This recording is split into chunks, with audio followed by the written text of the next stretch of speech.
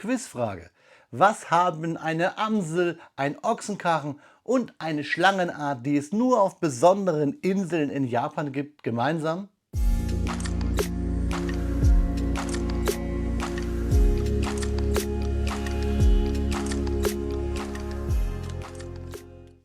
Willkommen in der Noppenplätzchenscheune. Mein Name ist Blockstar und ja, Freunde, heute sprechen wir über das Kobi Z5890 der Lockheed SR71 Blackbird. Und Blackbird steht für Amsel, deswegen die wohl schnellste Amsel der Welt.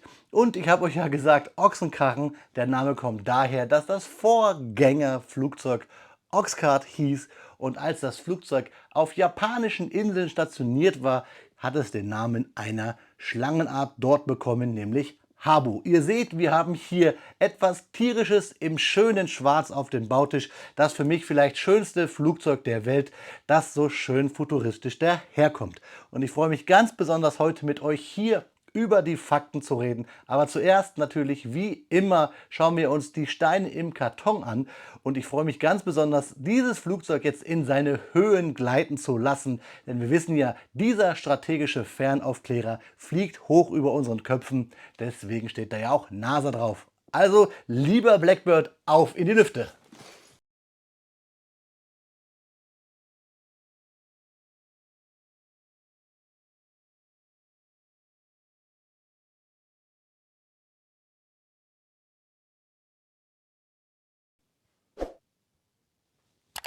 Hochglänzend in Schwarz auf einen Hochglanzkarton gedruckt liegt sie da, unsere Lockheed SR71 Blackbird aus dem Hause Kobi aus der Armed Forces Serie in Lizenz von Lockheed Martin.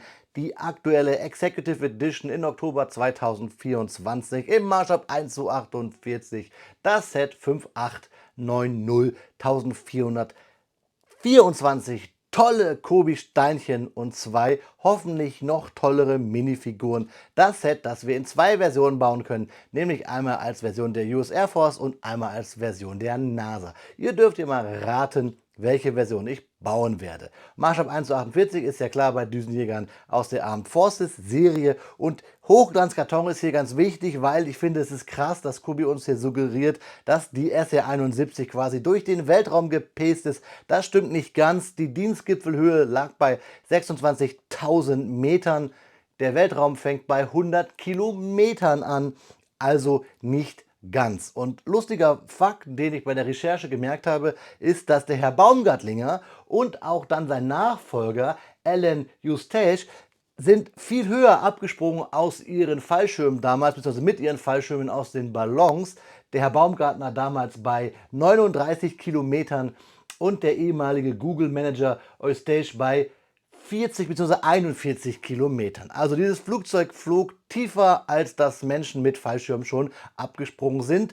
Und dann ist da immer noch, wenn wir vom letzten Rekordsprung ausgehen, quasi 59 Kilometer, bis dann wirklich der Weltraum anfängt. Trotzdem kommt dieses Raumschiff bzw. Flugzeug ja schon fast wie ein Raumschiff daher. Deswegen ist ja auch die SR71 für uns so in der Popkultur allgegenwärtig, weil selbst Top Gun Maverick, die X-Men, Transformers, sogar japanische Anime-Filme sich immer gerne dieses wirklich ja fast schon außerirdisch daherkommende Flugzeug angenommen haben. Und auch ich finde es sehr, sehr schön und freue mich, euch es jetzt hier präsentieren zu dürfen. Ich glaube, bei Call of Duty kommt sogar auch eine Blackbird vor. Naja, egal. Schauen wir uns mal die Rückseite an, weil jetzt kommt das Set bei mir hier vor auf dem Bautisch. Ich habe es euch gesagt, wir können hier zwei Versionen bauen. Wahrscheinlich baue ich für euch beide einmal für die Bilder, da könnt ihr es dann nämlich vergleichen. Wir haben hier ein Originalfoto, da sehen wir auch, dass das Flugzeug eigentlich ein Tucken matter ist. Es glänzt eher, wenn der Treibstoff ausläuft. Das könnt ihr mal gucken, ich glaube bei Wikipedia gibt es ein Bild, da sieht man nämlich, wie bei der Luftbetankung das Flugzeug glänzt, weil der Treibstoff überall daneben gespritzt ist.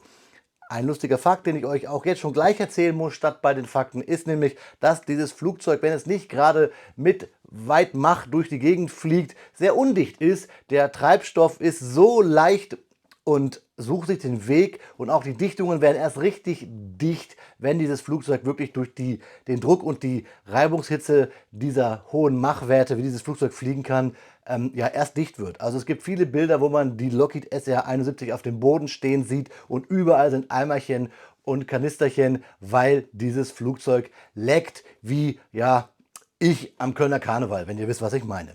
Ja, wir haben hier natürlich die Fakten, die bekommt ihr gleich noch.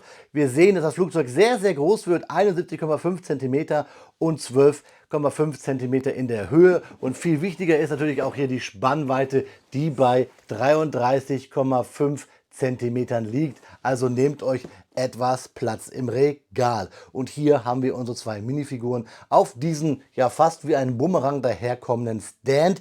Die Form finde ich auf den ersten Blick gar nicht so schön. Ich bin interessant bzw. gespannt, was hier mit diesen goldenen Ecken ist. Wie gesagt, der Bumerang, ja, ist wahrscheinlich hier eher der Form gegeben, dass wir dieses Flugzeug wirklich hier auf den Stand packen können. Und wir sehen natürlich hier nochmal ein paar Bilder von der Klappe vom Cockpit. Wir sehen hier nochmal von unten das Flugzeug und ich baue es natürlich hier mit Fahrwerk für euch, einfach weil ich dann mehr Stein zum Klemmen habe. Und das ist ja das Thema hier, Klemmbausteine. Wir gucken jetzt aber einmal in den Karton und dafür wird sie final noch einmal hier fliegen. Unsere schwarze Amsel, die Lockheed SR-71 Blackbird. Ja, Freunde, da liegen unsere 1424 Steinchen in 4 Abschnittstüten aus dem Hause Kobi für unser Set 5890 auf den Bautisch. Sortieren wir es einmal richtig. Wie wir schon sehen, wir haben hier viele Prints, aber wir haben sehr viele Steine hier in Schwarz. Da sehen wir auch hier das Seitenleitwerk bzw. ein Teil der Seitenleitwerksformteile. Und wir haben hier eine 10x16er Plate. Ich denke mal, die kommt irgendwie in die Mitte unseres Blackbirds. Wie gesagt, viel Schwarz und wir sehen es hier, viele Bügelperlen. Also die Teileanzahl hier beschränkt sich nicht wirklich auf Klemmbausteine nur, sondern auch viel Bügelperlen. Also eigentlich haben wir hier wahrscheinlich weniger. Klammergebunden ist die Anleitung natürlich Hochglanz bedruckt. Wir kriegen alles, was wir auf dem Karton sehen, noch einmal. Die Altersempfehlung ist ab 10 Jahren. Also lasst die Kinder das Ding nicht alleine bauen. Vielleicht macht ihr ja ein Familien- oder Freunde-Projekt draus. Und hier nochmal der Hinweis, dass wir hier nur Prints haben, keine Sticker, während die Anleitung in der EU gedruckt wurde. Generell das ganze Set ja ein EU-Produkt. Schauen wir uns die Anleitung an. Ihr seht hier, wir fangen mit der Tüte 1 an. Die reißen wir uns auf, verteilen die Steine, sortieren sie uns, wie wir das wollen. Und achten immer hier auf die erste Legende, damit wir wissen, welchen Slope wir wie wo brauchen, welche Rundung, welcher Winkel. Das ist ganz wichtig. Und dann klemmen wir drauf los. Der aktuelle Baustep ist immer farblich, also hier ist der erste natürlich komplett farblich, während dann der davor ausgegraut bzw. hier in so einen hellblau gehalten ist. Und Pfeile weisen uns dann immer den Weg, was wir wie wo klemmen müssen und welche Steine wir brauchen, sehen wir immer hier in diesen Rechtecken mit runden Kanten. Wir sehen dann hier den Hinweis, ab da brauchen wir Tüte 2. Und ganz wichtig, wollte ich euch nämlich auch zeigen, ist immer bei Kobi gibt es so Anlegehilfen. Man muss nicht immer Noppen zählen. Und dann arbeiten wir uns durch, bis wir beim Baustep 117 fertig sind und unseren Blackbird auf den Stand packen, sowie hier nochmal wie Anleitungshilfen bekommen, Zusammenklemmen der beiden Figuren. Und auf der letzten Seite dann die Teileübersicht. Da könnt ihr gucken, wenn euch ein Stein fehlt. Und hier habe ich auch gesehen, 124 Bügelperlen hier in Grau. Wahrscheinlich sind sogar noch ein paar mehr. Auf den ersten Blick finde ich aber nur die. Also das ist der Hintergrund mit den Steinchen. Wie gesagt, fehlt euch da etwas, dann könnt ihr das gleich hier bei Kobi auf der Webseite monieren, beziehungsweise hier unten steht es auch nochmal in klein. Da gibt es dann den Missing Parts Service. Und dann, das, was mir immer mit am besten gefällt, ist der Ausblick auf Sets, die noch kommen. Das Set habe ich schon für euch gebaut. Da gibt es bald ein Review. Und diese F-16 der Ukraine ist bei mir noch im Zulauf. Ja, Freunde, ich wünsche mir jetzt natürlich ganz uneigennützig viel Spaß beim Klemmen. Euch wünsche ich viel Spaß beim Zuschauen und noch mehr Spaß wünsche ich euch beim Lauschen der Fakten zur SR-71. Freunde, vom ganzen Herzen viel Spaß dabei.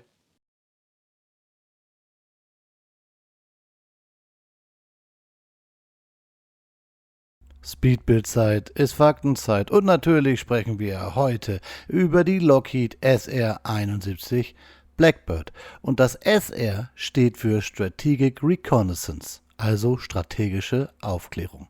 Die Lockheed Blackbird war ein strategischer Aufklärungsflugzeugtyp der Vereinigten Staaten, der hauptsächlich von der US Air Force eingesetzt wurde.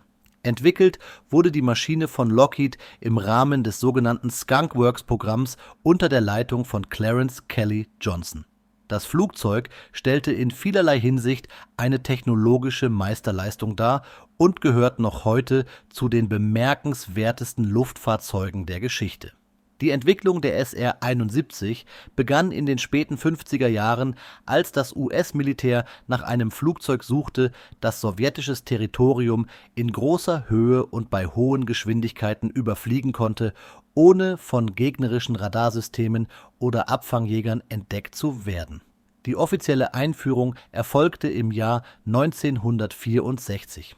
Der Erstflug fand am 19. Dezember des gleichen Jahres statt. Die Lockheed SR-71 Blackbird wurde in den 60er und 70er Jahren hauptsächlich für strategische Aufklärungsmissionen eingesetzt. Ihr Hauptzweck bestand darin, Informationen über feindliche Standorte, Truppenbewegungen und andere sicherheitsrelevante Daten zu sammeln, ohne in feindlichen Luftraum eindringen zu müssen. Die SR-71 war außergewöhnlich schnell und erreichte eine maximale Geschwindigkeit von Mach 3,2, was mehr als dreifacher Schallgeschwindigkeit entspricht. Dies entsprach einer Geschwindigkeit von rund 3600 Kilometern pro Stunde. Sie war in der Lage, in Höhen von über 25 Kilometern zu operieren, was sie weit außerhalb der Reichweite konventioneller Flugabwehrraketen und Abfangjäger brachte. Angetrieben wurde die SR-71 von zwei Pratt und Whitney J. 5.8 Strahltriebwerken, die für extreme Geschwindigkeiten und Höhen entwickelt wurden. Jedes Triebwerk erzeugte einen Schub von etwa 176 kN. Bemerkenswert war dabei die spezielle Fähigkeit der Triebwerke, bei hohen Geschwindigkeiten die Effizienz durch den Einsatz von Nachverbrennern zu steigern. Das Flugzeug war ungefähr 33 Meter lang und hatte eine Spannweite von rund 17 Metern. Das maximale Startgewicht lag bei etwa 37 Tonnen. Eine Besonderheit des Designs war die Verwendung von Titan in der Flugzeugstruktur, da dieses Material den extremen Temperaturen, die durch die hohen Geschwindigkeiten verursacht wurden, besser standhalten konnte als herkömmliches Aluminium. Die SR-70-1 war für eine zweiköpfige Besatzung ausgelegt, die aus einem Piloten und einem Aufklärungsoffizier bestand. Beide Besatzungsmitglieder trugen spezielle Druckanzüge, um in den extremen Höhen und bei den hohen Geschwindigkeiten überleben zu können. Die SR-71 war mit hochentwickelten Sensoren und Kamerasystemen ausgestattet, die in der Lage waren, Bilder und andere Daten aus einer Entfernung von bis zu 100 Kilometern zu erfassen. Diese Sensoren nutzten verschiedene Technologien, darunter Radar, Infrarot und hochauflösende Kameras, um detaillierte Informationen zu sammeln.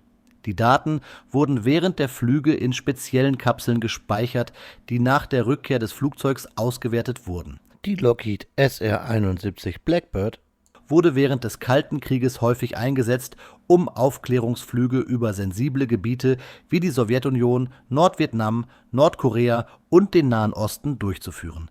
Sie flog regelmäßig in Konfliktgebieten und sammelte wichtige Informationen, die für die militärische Planung von entscheidender Bedeutung waren. Ein herausragendes Merkmal der SR-71 war ihre Geschwindigkeit und Höhe, die es gegnerischen Flugabwehrsystemen nahezu unmöglich machte, das Flugzeug abzufangen oder zu zerstören. Es ist bemerkenswert, dass während der gesamten Einsatzgeschichte der SR-71 keine einzige Maschine durch feindliche Angriffe abgeschossen wurde, obwohl es zahlreiche Versuche gab. Die SR-71 stellte während ihrer aktiven Dienstzeit mehrere Geschwindigkeits- und Höhenrekorde auf. Am 21. Juli 1970 erreichte eine SR-71 eine Höhe von 25.863 Metern, was damals ein absoluter Rekord für bemannte Flugzeuge war. Am 25. Juli 1966 stellte sie zudem einen Geschwindigkeitsrekord auf, als sie eine Geschwindigkeit von Mach 3,0 9,3 erreichte.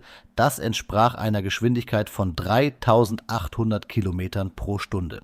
Im Jahr 1989 wurde die SR-71 offiziell aus dem aktiven Dienst der US Air Force genommen, obwohl sie bis 1999 in geringem Umfang weiterverwendet wurde, zum Beispiel bei der NASA für wissenschaftliche Zwecke oder im Auftrag der Central Intelligence Agency.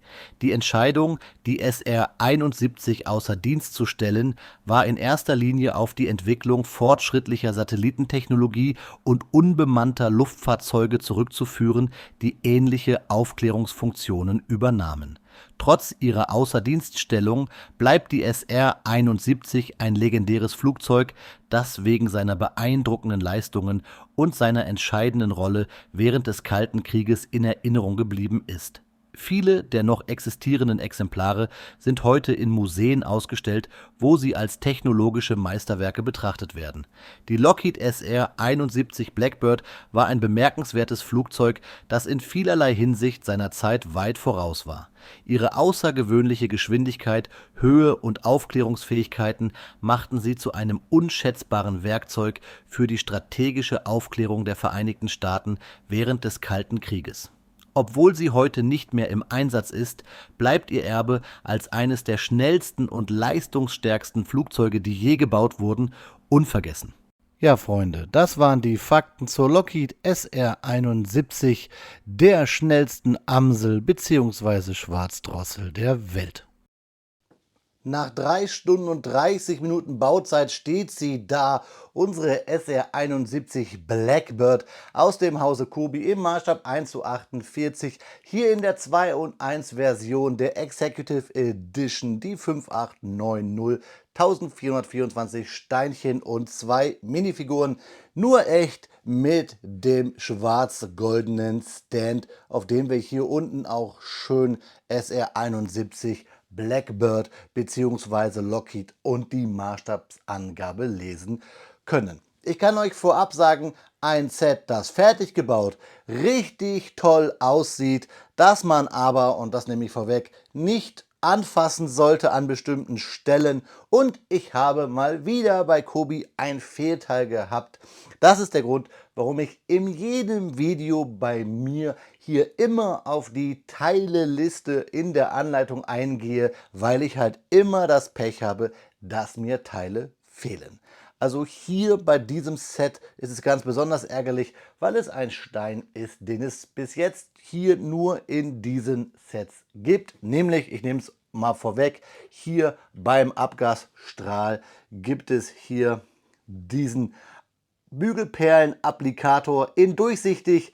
Hier nicht. Ich musste jetzt hier mir mit einem weißen behelfen. Es fällt es nicht ganz so auf im Vergleich zum Beispiel hier mit der anderen Seite, wo hier nämlich der in Transclear verbaut ist. Da ein bisschen ärgerlich, aber ich habe ja Übung in Kobi Teile nachbestellen. Von daher versteht ihr vielleicht wirklich, warum ich in jedem Video immer wieder erwähne, dass es diesen Ersatzteilservice gibt und dass man darauf achten muss. Bleiben wir mal bei Teile, denn wir haben eine ganze Menge Teile über. Natürlich hier das Leitwerk mit der Version der US Air Force und dementsprechend auch hier diese großen Slopes mit der Beschriftung für die Version der US Air Force. Und wir haben hier jeweils einmal 2x4er ganz dünne Fliesen und 1x4er ganz dünne Fliesen, weil wir von unten das Flugzeug hier auch noch clean machen können, weil wir das Fahrwerk hier abnehmen können, um eine Version zu bauen, die halt kein Fahrwerk hat. Ich habe mich aber dafür entschieden, wie immer, das Fahrwerk anzubauen. Ich zeige euch aber gleich, wie es aussehen würde ohne. Ich mag nur immer halt ja, Fahrwerk bauen, weil das sind mehr Steine und ich möchte ja einfach auch mehr Spaß haben beim Klemmen. Ich habe halt noch eine Sache, die mich ein bisschen stört, aber da kann jetzt Kobi in dem Sinne nicht viel zu, weil es bei Kobi immer so ist, dass wir hier jeden Toucher sehen auf unseren Steinchen. Es wirkt so ein bisschen wie gebraucht, obwohl es niegelnagelneu ist, einfach weil wir jeden Toucher sehen. Und ja, niegelnagelneu und gebraucht, wenn wir uns gleich den Stand mal angucken, dann ist es eigentlich fast eine Frechheit, dass der so zerkratzt ist. weil wahrscheinlich zu viele Steine in Tüten waren. Ich weiß, ich meckere immer über zu viel Plastikmüll, aber bei so großen Fliesen hier ist es vielleicht dann doch besser, die einzeln zu verpacken. Die sind zerkratzt, wie als hätte ich mir ein Set aus China bestellt. Das geht in meinen Augen gar nicht. Ja, und über das bedruckte Fenster hier habe ich ja schon gesprochen, ist für mich auch etwas, was ich eigentlich nicht mag. Und etwas, was ja auch noch so ein Thema ist, aber da kann jetzt Kobi vielleicht nicht wirklich was dazu. Einig ist es sogar, ja, vielleicht der richtige Weg, wie sie es machen, denn sie verwenden einfach Steine aus ihrem Portfolio. Das ist ökonomisch. Wenn wir uns hier die Spitzen angucken, die kennen wir hier bei Kobi ja aus mannigfaltig vielen Düsenjägermodellen, vielen Jets-Modellen. Und da fällt uns auf, dass diese ja, Spitzen, diese runden Spitzen hier bei den Triebwerkseinlässen immer eine Seite haben, wo sie steiler ist als die andere, also nicht wirklich rund konisch sind, und das sieht halt dann hier bei der Blackbird schon ein bisschen komisch aus, die ja eigentlich, meine ich, so Spitzen hatte. Aber das ist nur, meine ich, und gefühlt. Trotzdem bleibe ich dabei. Es ist vielleicht mit eines der schönsten Flugzeuge aus dem Hause Kobi, und es wird auch gleich, wenn ich hier fertig bin, in mein Regal gestellt. Das Regal, das ihr immer seht, wenn wir Videos drehen, einfach weil ich dieses Flugzeug dann doch so cool finde. Bis auf die Sachen, die ich euch genannt habe. Fangen wir mal an mit den Figuren. Die finde ich nämlich ziemlich cool, und ich habe mich ja extra für diese Executive Edition entschieden, weil wir hier solche Figuren dabei haben, wie hier unseren ja, Astronauten, nenne ich mal, mit schönen Schnörres der 60er und 70er Jahre, schön bedruckt. Wir haben hier wirklich diesen Druckanzug, das gefällt mir.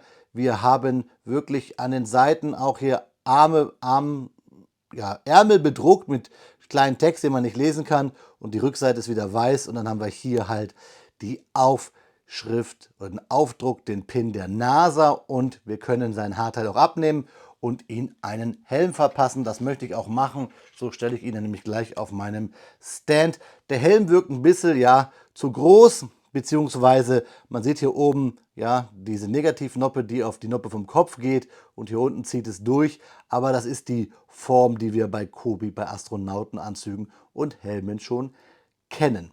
Ja, dann haben wir hier noch eine Figur. Ich muss sie kurz nur aufnoppen. So, die die gleiche Haarfarbe hat, freundlich daherguckt und hat hier diesen Overall der Air Force trägt mit der großen Fahne an der Seite. Ups, da fällt er mir ab. Das kommt davon, wenn man Kobi-Steine auf Lego-Steinen klemmt. Da diese Transclear-Teile, die ich euch zeigen möchte, wo ich immer, damit ich die Figur nicht anfassen muss, die sind nämlich von Lego. Da wehrt sich Kobi gegen. Nein, Spaß. Hier also der gleiche Anzug nochmal in ja, gelb. Ich will euch das nochmal gegenüberstellen.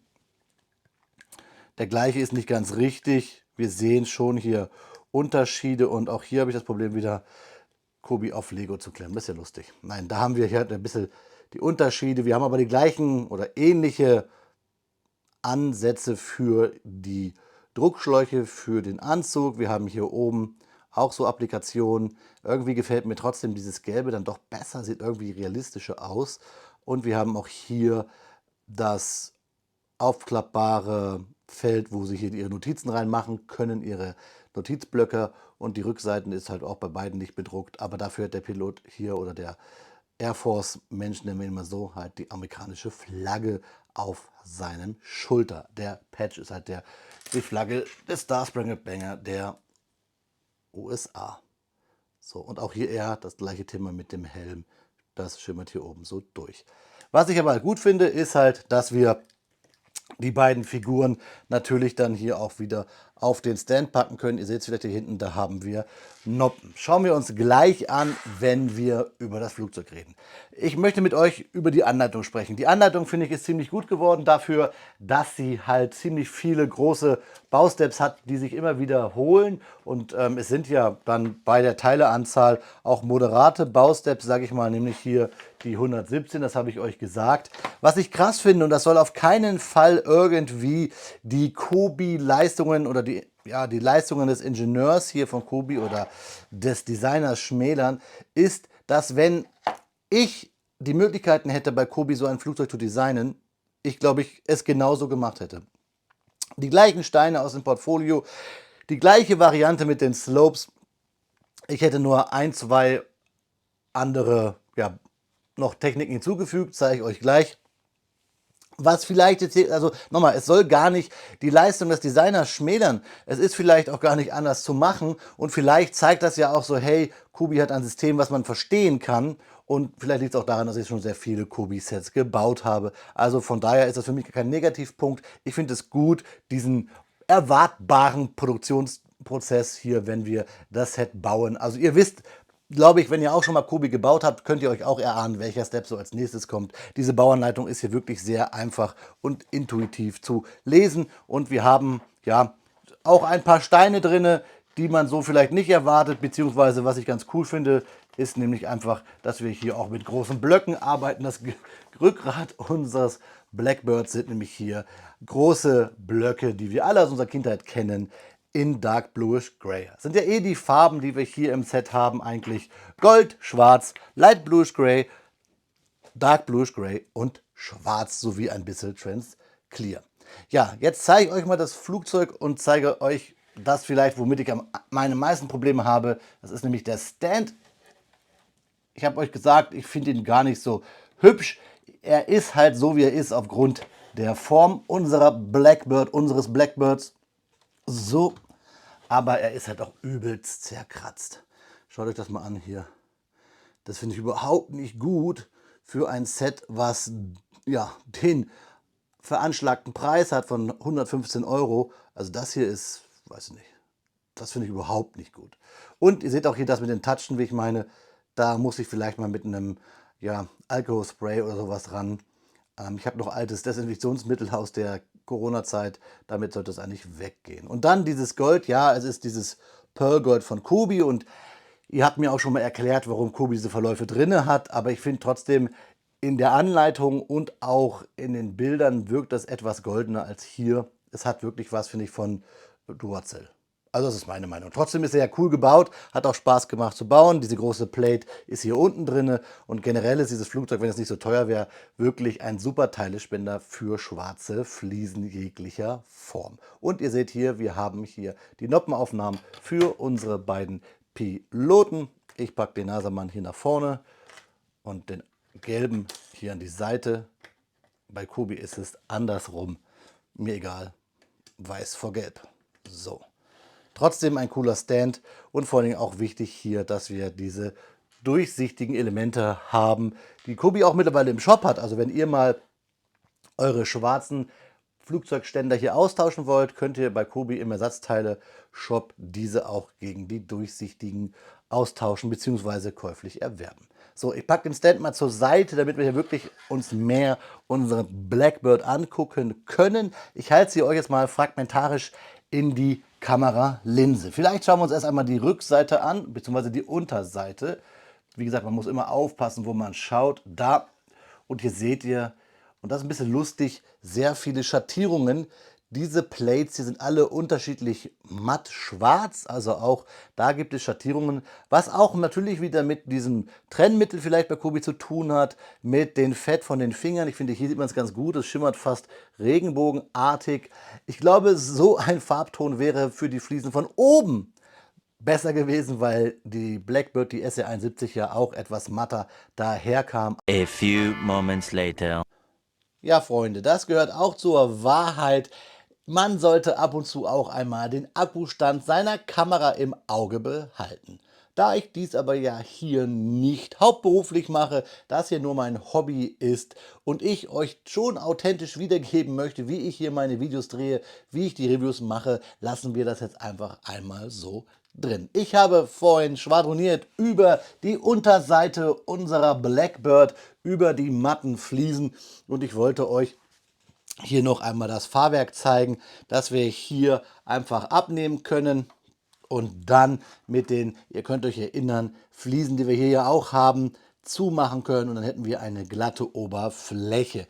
Ich möchte aber das Fahrwerk behalten, einfach weil es mehr Steine sind und es schon cool gebaut ist, hier mit einer Doppelung quasi, keiner durchgehenden Achse, sondern zwei Achsen, aber mir gefällt es auch. Die Bügelperlen sind hier ganz gut angeordnet. Generell schön von unten hier, wir haben diese ja fast Dreiecksteine, wir haben die ganzen Slopes, die wir hier natürlich mit den Bügelperlen verbaut haben und dann haben wir hier vorne das Fahrwerk und das Formteil, das von unten eher aussieht wie so eine Schnabelschildkröte oder eine Ente. Und was wir auch sehen, ist eine Sache, die mir gar nicht gut gefällt, ist nämlich, dass wir hier nicht noch Fliesen durchgehend haben. Also wir hätten ruhig solche langen, dünnen Fliesen, finde ich, noch hier durchbauen können. Denn wenn man hier an den Hals anfasst, dann fallen hier die Slopes relativ schnell ab. Das finde ich nicht gut. Das hätte Kobi hier vielleicht noch anders machen können. Das wäre vielleicht noch der Punkt zum wirklich, ja, dieses Set hier exklusiver zu machen, weil ich habe euch gesagt, es gibt ein paar Punkte, die mich stören und das ist wirklich hier, dass man es nicht anfassen kann, weil dann fallen die Steine ab. Und ich habe es euch gesagt, hier sieht man uns auch nochmal diese nicht ganz konischen Spitzen. Wie gesagt, ich möchte mich gar nicht hier darauf festlegen, dass es beim Original nicht auch so war. Schön auch hier dann ähnlich wie ich euch neulich bei der V2 gezeigt habe, wie man arbeiten kann mit diesen schönen Rounded 1x1er Slopes. Das gefällt mir richtig gut. Und dass wir hier unten fast alles zugebaut haben, außer hier hinten, da sieht man dann die Noppen von unten bei unseren Querrudern bzw. bei dem Höhenleitwerk. Sonst aber viele tolle Sachen verbaut. Auch ja hier schön, dass wir eigentlich bei den Triebwerken die berühmten Motorhauben von Kobi verwenden, die wir bei so vielen Flugzeugen schon verbaut haben. Dann auch natürlich eine Pracht für ziemlich viele schwarze 2x2er Gitterfliesen und diese Aufdrucke hier No Step in Rot, das gefällt mir. Und natürlich die großen Formteile, das Seitenleitwerk und dann auch, wenn mir ein Teil gefehlt hat, hier ganz cool gemacht. Unsere Triebwerke, die können wir natürlich aber auch ohne verbauen. Das müsst ihr halt dann nur hier die Steine rausnehmen. Auch cool, Kobi Ghost Technik, nämlich hier in Transclear sogar.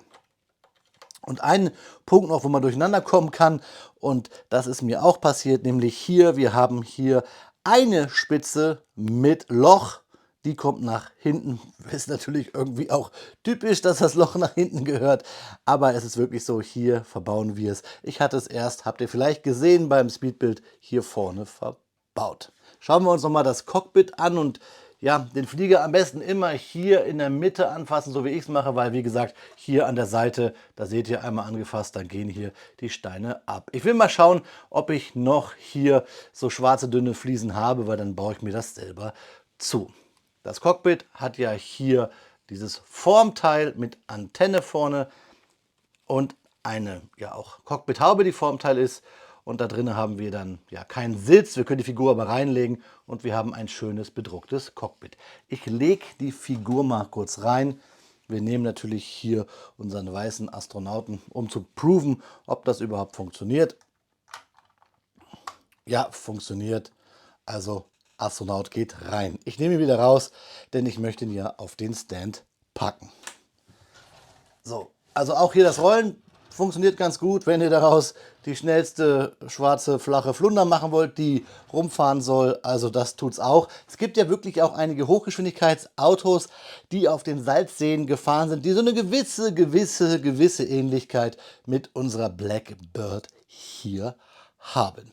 Ja, ich habe viel gemeckert, trotzdem finde ich es ein super tolles Flugzeug, was riesengroß ist. Ihr seht es auch hier wieder, ich habe Schwierigkeiten, es in die Kamera zu halten. Man muss halt aufpassen, dass man wirklich vielleicht nochmal nachwischt mit irgendetwas, was Fett entfernt und dass man aufpasst, wo man es anfasst. Also wie ich jetzt hier am besten in der Mitte, da ist es am stabilsten.